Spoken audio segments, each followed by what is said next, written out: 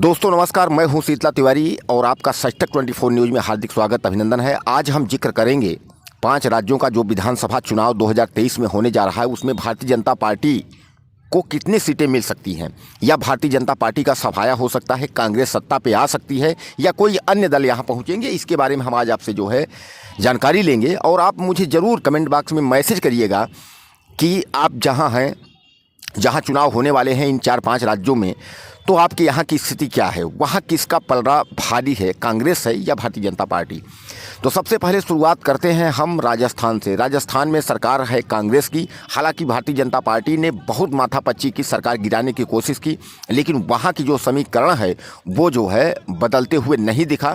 हालांकि राजस्थान का ये स्थिति ये है कि एक पंचवर्षीय भारतीय जनता पार्टी तो एक पंचवर्षीय कांग्रेस, वहाँ जो है सरकार बदलती रहती है, क्योंकि एक एक पंचवर्षीय जो है सबको मौका मिलता है।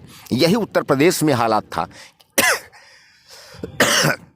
उत्तर प्रदेश में एक पंचवर्षीय बसपा तो एक पंचवर्षीय सपा, और भाजपा और कांग्रेस का जो है पत्ता नहीं खुल रहा था। लेकिन अचानक जो है भाजपा का एक लहर चली और बसपा तो पूरे रूप से गायब ही हो गई, लेकिन सपा जो है आज भी लड़ाई में उत्तर प्रदेश में है। यानी भाजपा और सपा जो है ये दोनों पार्टियां उत्तर प्रदेश में एक्टिव हैं।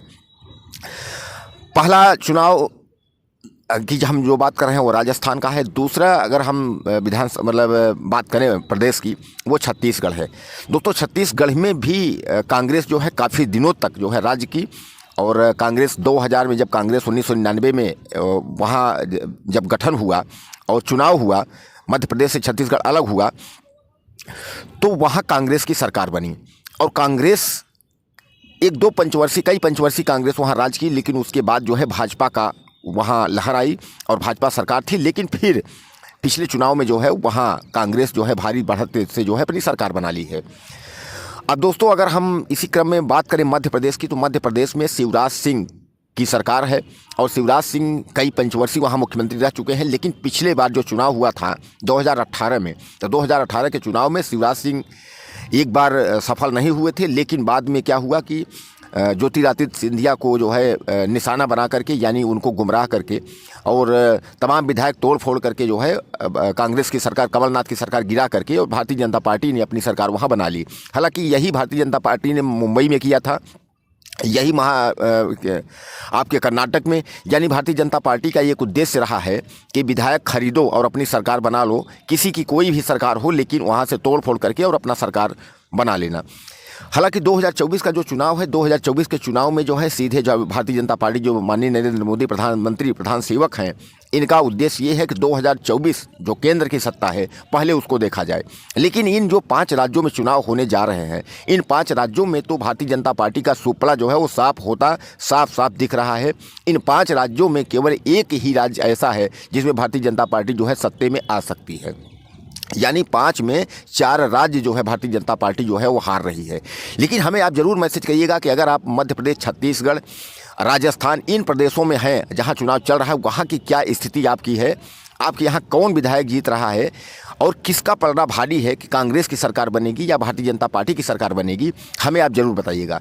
दोस्तों चुनाव कोई भी हो, लेकिन देश स्तर का हो, चाहे प्रदेश स्तर का हो, चाहे जिले स्तर का हो, आजकल पार्टी के सिंबल पे चुनाव लड़ा जाता है। यानी भारतीय जनता पार्टी जो है एक तरफ ताल ठोक करके खड़ी है, दूसरे तरफ जो है कांग्रेस, सबसे बड़ी पार्टी कांग्रेस है। हालांकि मैं आपको बता दूं, कांग्रेस जो है भारत में पूरी तरह से धीरे धीरे करके जो है उसका सफाया होता चला जा रहा है।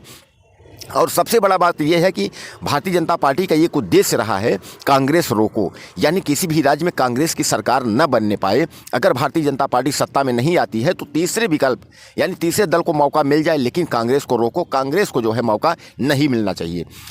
अब ऐसी स्थिति में 5 साल का जो लेखा जोखा है जनता के सामने, इसको जो है भारतीय जनता पार्टी को जो है वो रखना पड़ेगा। हालांकि जहां चुनाव होने जा रहे हैं जिन राज्यों में, इस राज्यों में ज़्यादातर जो है वो कांग्रेस ही रही है। चाहे वो मध्य प्रदेश में तो भाजपा ने सरकार बना ली थी, चाहे वो राजस्थान हो या छत्तीसगढ़ हो। लेकिन अब क्या है कि दोबारा वापसी कांग्रेस की होगी 2023 के बाद इन राज्यों में, या कांग्रेस की वापसी नहीं होगी, या इनको वनवास पर जो है जाना पड़ेगा 1-2 पंचवर्षीय के लिए। अब भारतीय जनता पार्टी और कांग्रेस दोनों दल जो है वो आमने सामने हैं।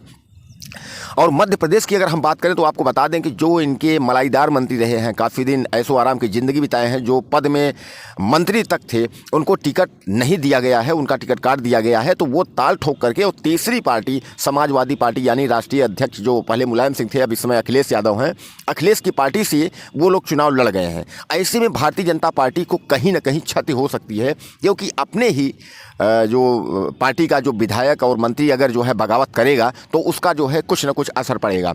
लेकिन जनता जागरूक है, जनता समझती है कि आगे क्या होगा। अब दोस्तों 2024 की अगर हम बात करें, 2024 में इनको यानी भारतीय जनता पार्टी को एक बार फिर मेहनत तगड़ा करना पड़ेगा। कारण ये है कि 2014 के चुनाव में नरेंद्र मोदी जो है पूर्ण बहुमत से वो सरकार में आए। उसके बाद 2019 का जब चुनाव हुआ उसमें भी वो एक बार फिर वापसी उनकी हुई। अब 2024 में फिर लोकसभा का चुनाव होने जा रहा है। क्या ऐसे में माननीय प्रधानमंत्री नरेंद्र मोदी दोबारा सत्ता में आ सकते हैं? हालांकि मैं बता दूं कि नरेंद्र मोदी के ही नाम पर जो है चुनाव लड़ा जाएगा, इसलिए कि भारतीय जनता पार्टी का सबसे बड़ा विकास है नरेंद्र मोदी।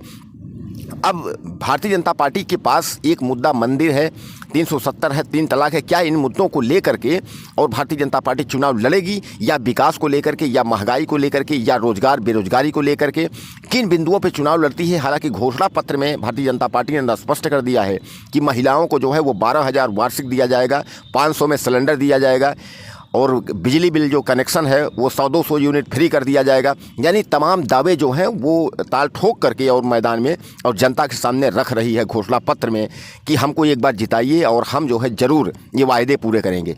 लेकिन जनता ये भी जानना चाहती है कि जहां भारतीय जनता पार्टी की सरकार है वहां इनकी रवैया क्या है, इन्होंने कितना बिजली बिल माफ़ किया, कितना इन्होंने नौकरी दिया, या इन्होंने अपराध जगत को लेकर के कितना इनका सिस्टम जो है इनका सही था। यही क्रम जो है उत्तर प्रदेश के जो योगी बाबा हैं, योगी आदित्यनाथ, वो भी जा रहे हैं प्रचार में, और योगी बाबा अपने बुलडोजर के दम पर जो है अपराधियों पर अंकुश लगाने की बात करते हुए वो भी वोट बैंक बनाने की पूरी कवायदात कोशिश कर रहे हैं। मध्य प्रदेश में, राजस्थान में, छत्तीसगढ़ में योगी आदित्यनाथ भी पहुंच रहे हैं। दोस्तों हमारे वीडियो को आप ज़्यादा से ज़्यादा शेयर करिए, सब्सक्राइब करिए और वीडियो को लाइक करिए। और आप जहां हैं, मध्य प्रदेश, राजस्थान, छत्तीसगढ़ जहां भी हैं, आप हमको वहां का सिचुएशन कमेंट बॉक्स में ज़रूर बताइएगा कि आपके यहाँ किसका पलड़ा भारी हो रहा है, किसकी सरकार वहाँ बनने जा रही है, आप ज़रूर हमको बताइएगा। नमस्कार।